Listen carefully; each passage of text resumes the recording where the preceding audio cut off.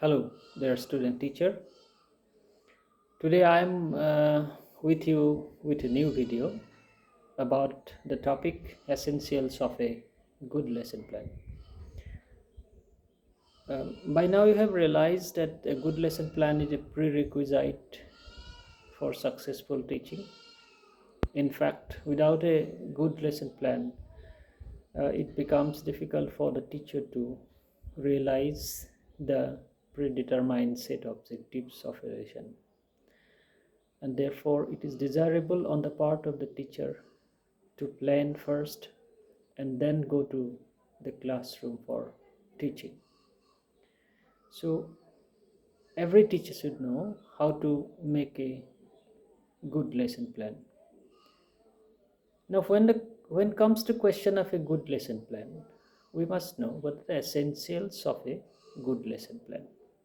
By essentials of a good lesson plan, we mean what important characteristics or what are the absolute necessary things a lesson plan must have.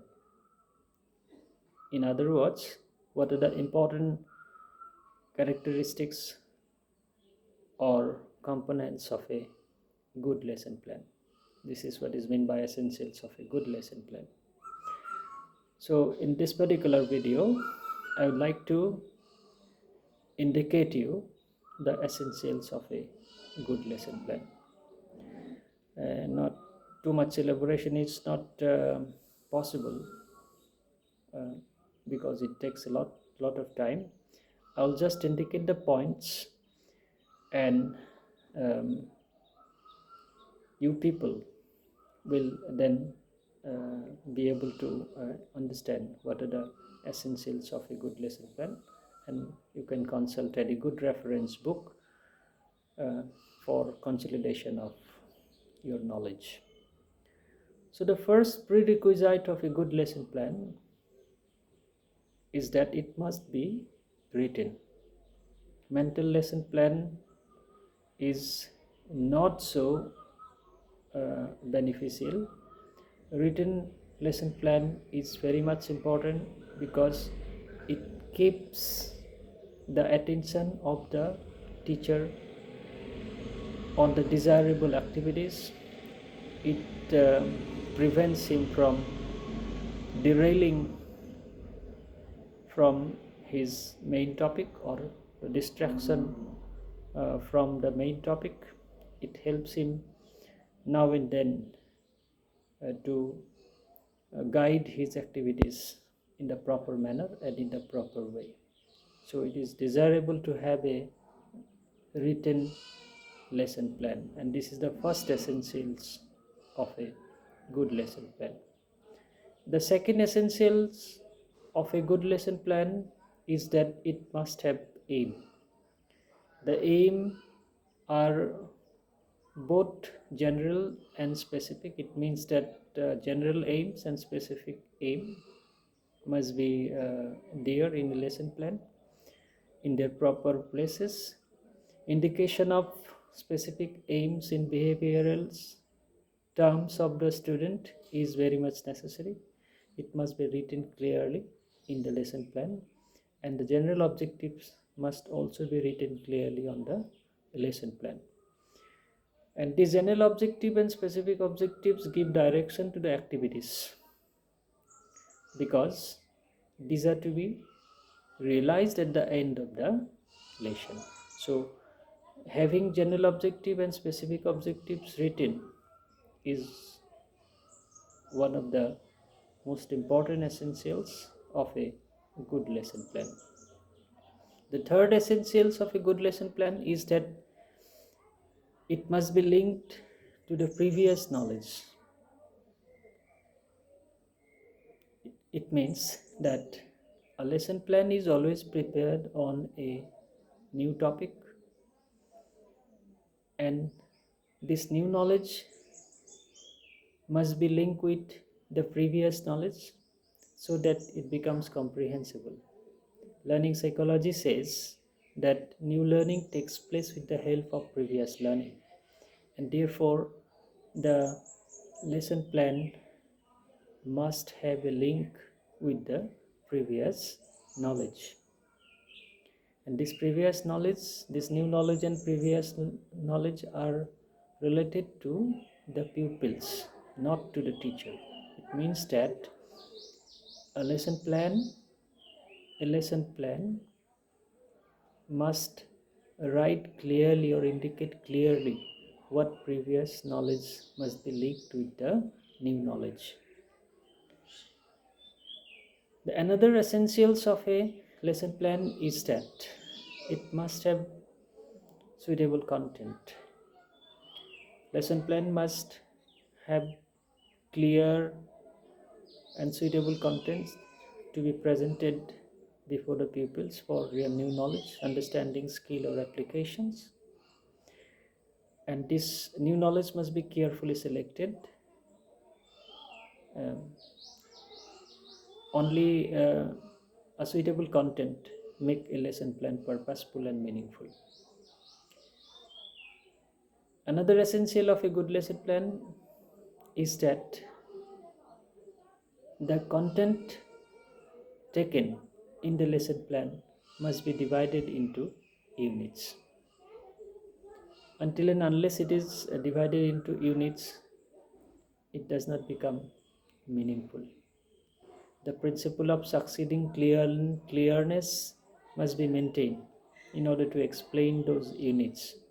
Every single unit must be comprehensible for the student teacher. I should say for the student. Sorry. So to divide the content into meaningful unit is necessary so that it can be presented clearly and systematically to the students. Another characteristics of another essential of a good lesson plan is that it must provide for activity. Means every good lesson plan provide activity both for teachers and the students, and it must be indicated in their proper places.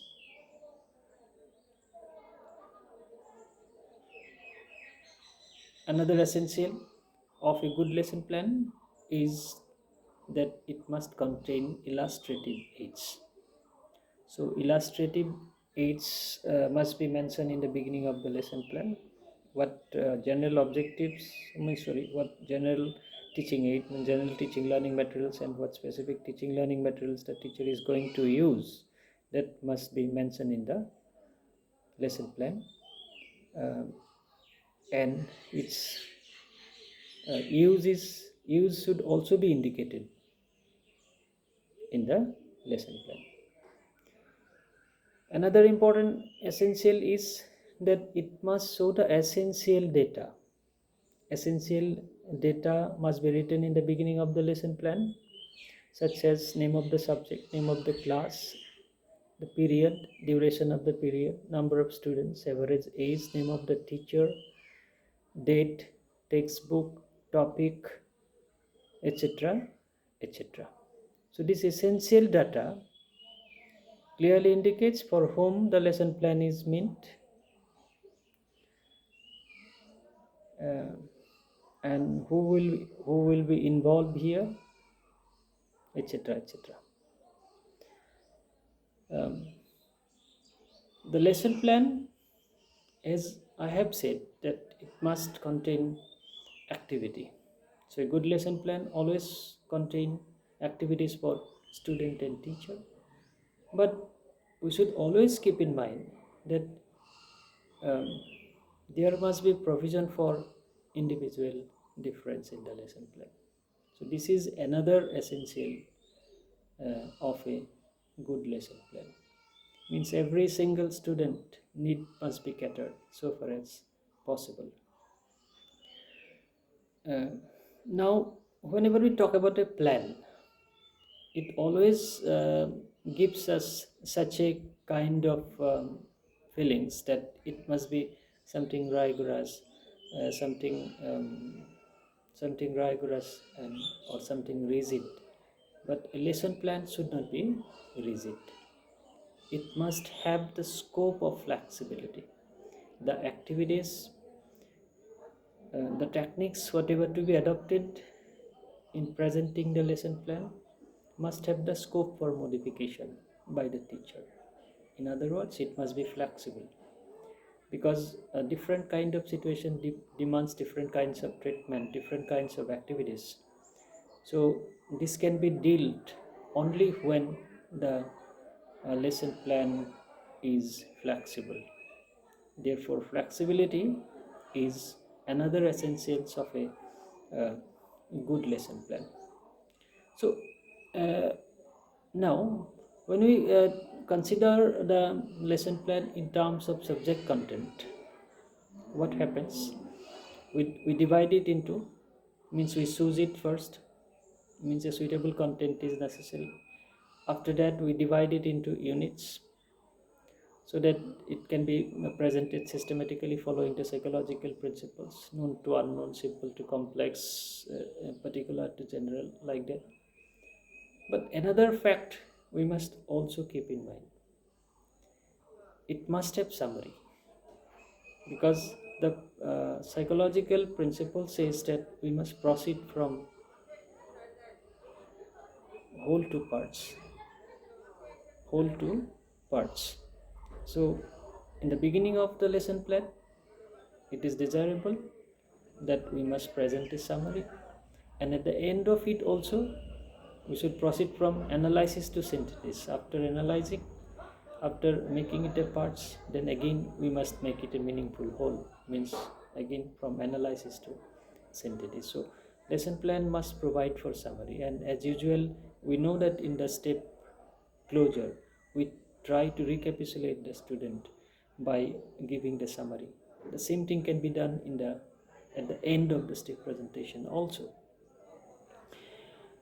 Then the lesson plan, a good lesson plan must show the appropriate technique, means what kind of technique the teacher is going to use, that must also be uh, indicated, means what teaching technique the teacher is going to use, because it provides guidance.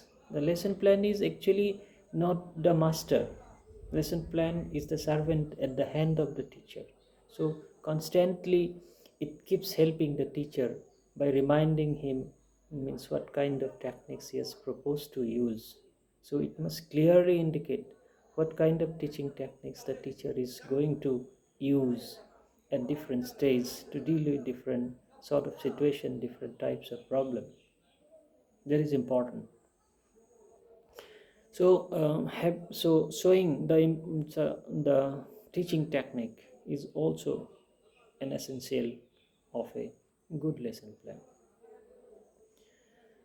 The other thing what I should like to say to you, uh, it is that a good lesson plan must have the indication for homework or assignment for the student. It may be class assignment, means there must, it means a different kind of classwork as well as homework must be there in a lesson plan. So this is important, because the homework helps to consolidate the knowledge of the student, of the newly acquired knowledge, and classwork gives practice and give the scope for application of the newly acquired knowledge. So having the provision for assignment work for the student is another important essential of a good lesson plan. Again, when I'm talking about the classwork, then it is emphasizing on a particular point, that is the provision for self-evaluation.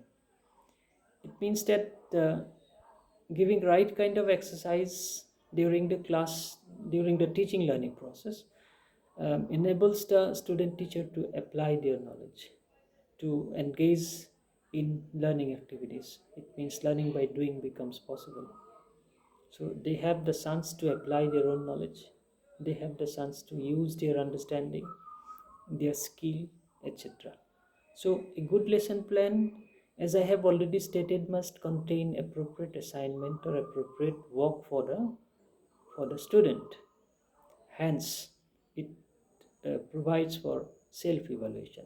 So having the opportunity for self-evaluation is another important essentials of a good lesson plan.